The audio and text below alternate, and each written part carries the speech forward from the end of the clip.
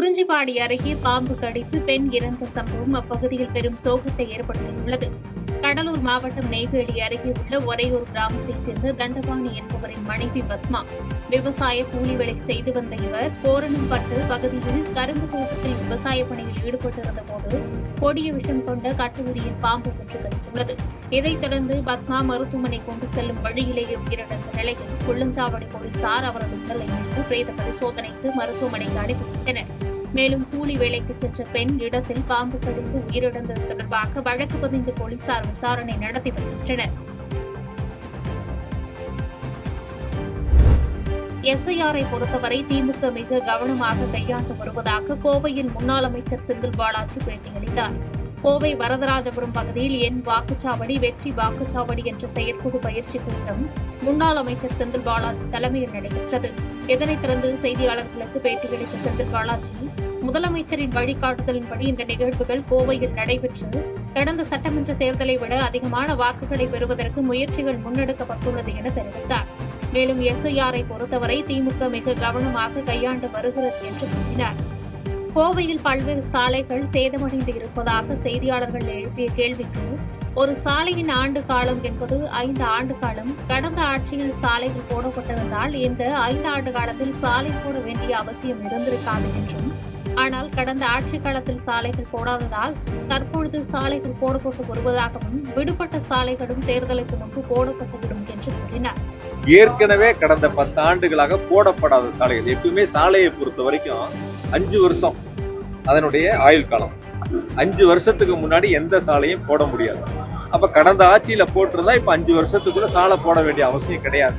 கடந்த ஆட்சியில எந்த சாலையும் போடாத சூழல்ல தான் இப்பொழுது சாலை அமைப்பதற்கான நிதியில் 200 கோடி ரூபாய் சிறப்பு நிதியை முதலமைச்சர்கள் கொடுத்தாங்க.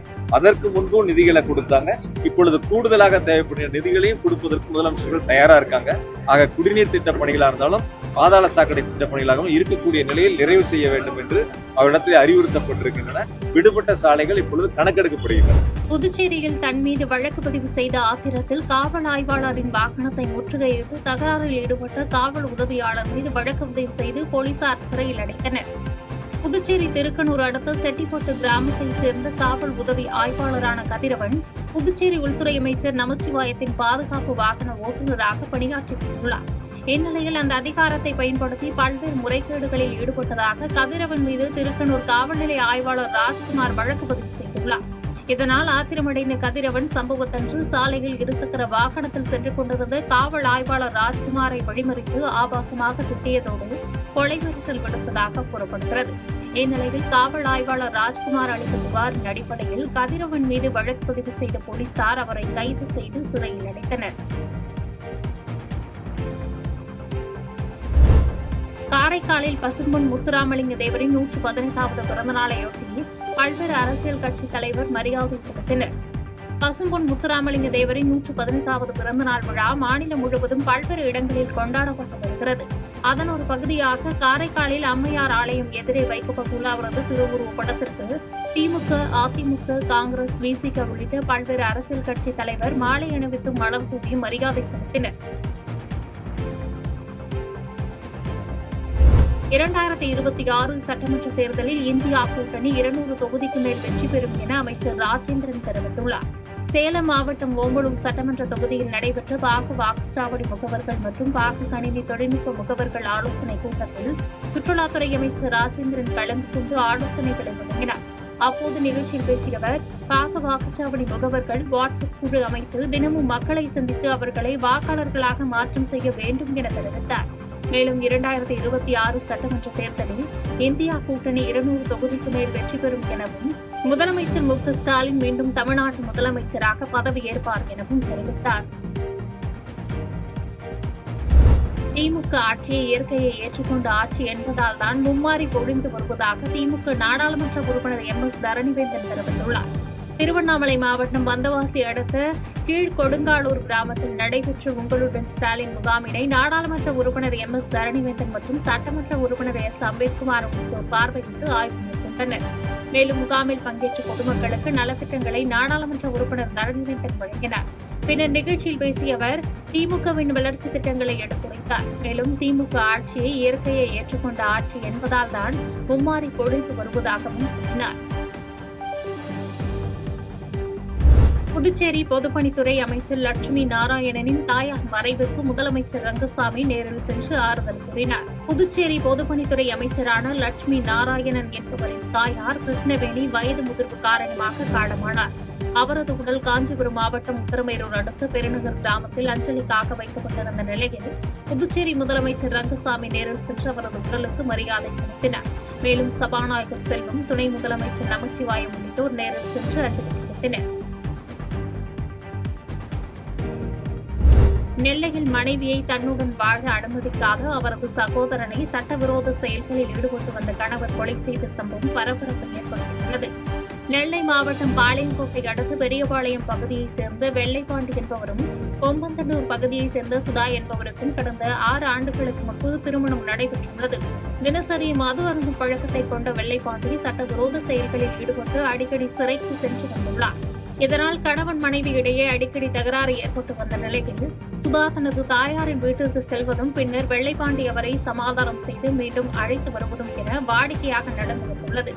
இந்நிலையில் இருசக்கர வாகன திருட்டு புகார் சம்பந்தமாக வெள்ளைப்பாண்டி மீண்டும் சிறைக்கு சென்ற நிலையில் சுதா தனது தாயாரின் வீட்டிற்கு சென்றுள்ளார். இந்நிலையில் சிறையிலிருந்து வெளியே வந்த வெள்ளைப்பாண்டி தனது மனைவி சுதாவை மீண்டும் தன்னுடன் வாழ வருமாறு வற்புறுத்தியுள்ளார். சுதா மறுப்பு தெரிவித்ததோடு அவரது சகோதரன் பெருமாளும் இதற்கு மறுப்பு தெரிவித்துள்ளார். இதனால் ஆத்திரமடைந்த வெள்ளைப்பாண்டி தனது நண்பர் மதுபாலன் என்பவரோடு இணைந்து சம்பவத்தன்று வீட்டில் தூங்கிக் கொண்டிருந்த பெருமாளை கடத்தி சென்று கை கால்களை கட்டி கிணற்றில் வீசி கொலை செய்துள்ளார். மேலும் வெள்ளைப்பாண்டி மற்றும் மதுபாலன் ஆகிய இருவரும் காவல் நிலையத்தில் சரணடைந்ததை அடுத்து போலீசார் அவர்களை கைது செய்தனர். தொடர்ந்து கிணற்றில் வீசப்பட்ட பெருமாளின் உடலை போலீசார் தேடி வருகின்றனர். அரசு ஆரம்ப சுகாதார நிலையத்தில் மருத்துவர் இல்லாததால் பாம்பு கடித்தவர் உயிரிழந்த சம்பவத்தை தொடர்ந்து பாதிக்கப்பட்ட குடும்பத்தினருக்கு 5 லட்சம் ரூபாய் நிவாரணம் வழங்கப்பட்டது. கடலூர் மாவட்டம் திட்டக்குடி தொகுதிக்குட்பட்ட மங்களூர் கிராமத்தைச் சேர்ந்த செந்தில் என்ற விவசாயியை நச்சு பாம்பு கடித்த நிலையில் மருத்துவமனையில் சேர்க்கப்பட்டும் சிகிச்சை கிடைக்காமல் உயிரிழந்தார். மேலும் அரசு ஆரம்ப சுகாதார நிலையத்தில் கூடியிருந்த செந்திலின் உறவினர்கள் 108 ஆம்புலன்ஸ் கண்ணாடியை அடித்து நொறுக்கியதாக தெரிகிறது.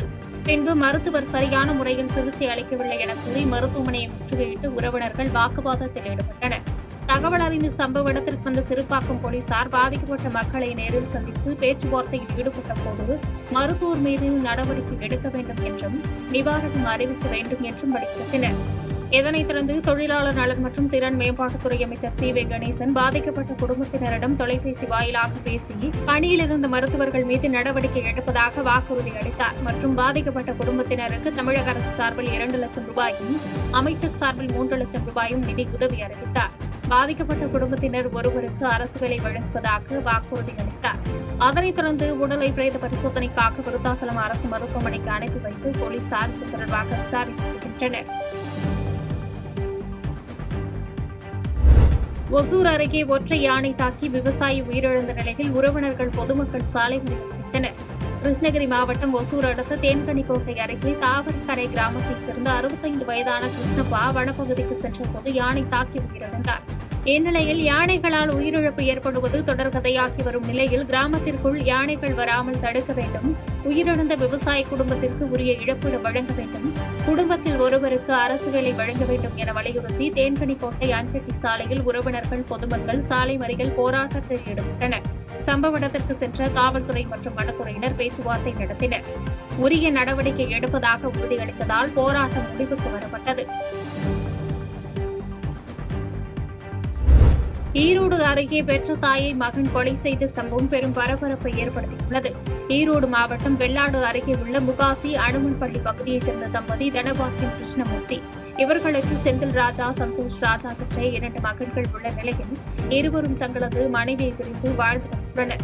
இந்நிலையில் தனபாக்கியம் கிருஷ்ணமூர்த்தி தம்பதிக்கு சொந்தமான 6 ஏக்கர் விவசாய நிலம் தொடர்பாக மகன்களுடன் அடிக்கடி தகராறு ஏற்பட்டு வந்த நிலையில் சம்பவத்தன்று இளைய மகன் சந்தோஷ் ராஜாவுக்கும் தாய் தனபாக்கியம் இடையே தகராறு ஏற்பட்டபோது வீட்டில் இருந்த இரும்பு கத்தியால் தாய் தனபாக்கியத்தை கொடூரமான முறையில் அடித்து கொலை செய்துவிட்டு தப்பிவிட்டுள்ளார். தகவலின் பேரில் அங்கு விரைந்த போலீசார் உடலை கைப்பற்றி கொலை செய்துவிட்டு தப்பி ஓடும் மகனை வழக்கு பதிந்து தேடி வருகின்றனர். ஆம்பூர் அருகே செங்கல் சூளை வியாபாரிக்கு 2,76,00,000 ஜிஎஸ்டி வரி செலுத்த வேண்டும் என்று வந்த கடிதத்தால் பரபரப்பு ஏற்பட்டுள்ளது. திருப்பத்தூர் மாவட்டம் ஆம்பூர் அடுத்த விநாயகபுரம் பகுதியைச் சேர்ந்தவர் ராஜ்குமார். செங்கல் சூளை வியாபாரம் செய்து வரும் இவருக்கு 2,76,00,000 ஜிஎஸ்டி வரி செலுத்த வேண்டும் என்று கடிதம் ஒன்று அனுப்பப்பட்டுள்ளது. இதனால் அச்சமடைந்த கூலி தொழிலாளி ராஜ்குமார் அளித்த புகாரின் பேரில் விசாரணை மேற்கொண்டு வருகின்றனர். இந்நிலையில் தன்னுடைய ஆதார் அட்டை மற்றும் பான் கார்டு ஆகியவற்றை பயன்படுத்தி சிலர் தன்னுடைய பெயரில் போலியான நிறுவனம் நடத்தி 2 கோடிக்கும் மேல் மோசடி செய்துள்ளதாகவும் இதுகுறித்து அதிகாரிகள் விசாரணை மேற்கொண்டு உரிய நடவடிக்கை எடுக்க வேண்டும் என்று கேட்டுக் கொண்டார். ஆதார் கார்டு பேன் கார்டை வைத்து ஜிஎஸ்டி ஆஃபீஸ்லேருந்து லோன் எடுத்திருக்காங்க. ஜிஎஸ்டி வரி கட்ட சொல்லியிருக்காங்க. வரி கட்டினா 2.25 கோடி சொல்லியிருக்காங்க. எனக்கு செங்கல்பட்டுலேருந்து கால் பண்ணாங்க. ஆனால் ஜிஎஸ்டியிலேருந்து கால் பண்ணதுக்கு பல்லாவரம் நோட்டீஸ் வந்துச்சு. பல்லாவரம் நோட்டீஸ் வந்தப்போ நான் இதை பார்த்தேன். எடுத்துன்னு போயிட்டு நான் கும்ராவூர் ஸ்டேஷனில் கம்ப்ளைண்ட் கொடுத்தேன். கம்ப்ளைண்ட் கொடுத்துக்கு இது 5 லட்ச ரூபாய்க்குள்ளே தான் பண்ண முடியும். நான் இதுக்கு போயிடுங்க, எஸ்பி ரிப்போர்ட்டுக்கு போங்க. நாங்கள் இன்னும் எஸ்பி ரிப்போர்ட்டுக்கு போகல. ஸ்டேஷனில் இன்றைக்கி கால் பண்ணாங்க. திருப்பி இன்றைக்கி வர சொல்லியிருக்காங்க. போனோம், இன்னும் போகல. நான் அருப்புக்கோட்டை காந்தி நகர் பகுதியில் பசும்பொன் சென்றுவிட்டு மதுரை திரும்பிய முதலமைச்சர் மு.க. ஸ்டாலின் வரவேற்பு நிகழ்ச்சியில் எடப்பாடி பழனிசாமியை வரவேற்க காத்திருந்த அதிமுகவினர் வருங்கால முதலமைச்சர் எடப்பாடி பழனிசாமி வாழ்க்கை என கோஷம் எழுப்பியதால் பரபரப்பு ஏற்பட்டது. பசும்பொன் முத்துராமலிங்க தேவர் நினைவிடத்தில் மரியாதை செலுத்திவிட்டு விருதுநகர் மாவட்டம் அருப்புக்கோட்டை வழியாக முதலமைச்சர் மு.க. ஸ்டாலின் மதுரை சென்றார். அப்போது அருப்புக்கோட்டை காந்தி நகர் பகுதியில் தெற்கு மாவட்ட திமுக சார்பில் அமைச்சர் KKSSR ராமச்சந்திரன் தலைமையில் முதலமைச்சருக்கு உற்சாக வரவேற்பு அளிக்கப்பட்டது. இந்நிலையில் அதே பகுதியில் எதிர்க்கட்சித் தலைவர் எடப்பாடி பழனிசாமியை வரவேற்கவும் அதிமுகவினர் திரண்டு வந்தனர். வரவேற்பு நிகழ்ச்சியை முடித்துவிட்டு கிளம்பும்போது அங்கு கூடியிருந்த அதிமுகவினர் முதலமைச்சர் மு.க. ஸ்டாலினை பார்த்து வருங்கால முதலமைச்சர் எடப்பாடியார் வாழ்க்கைக்கென கோஷமிட்டதால் பரபரப்பு ஏற்பட்டது. ஒரே இடத்தில் இரு தலைவர்களுக்கும் வரவேற்பு அளிக்க போலீசார் அனுமதி அளித்ததால் பரபரப்பு நிலவியது.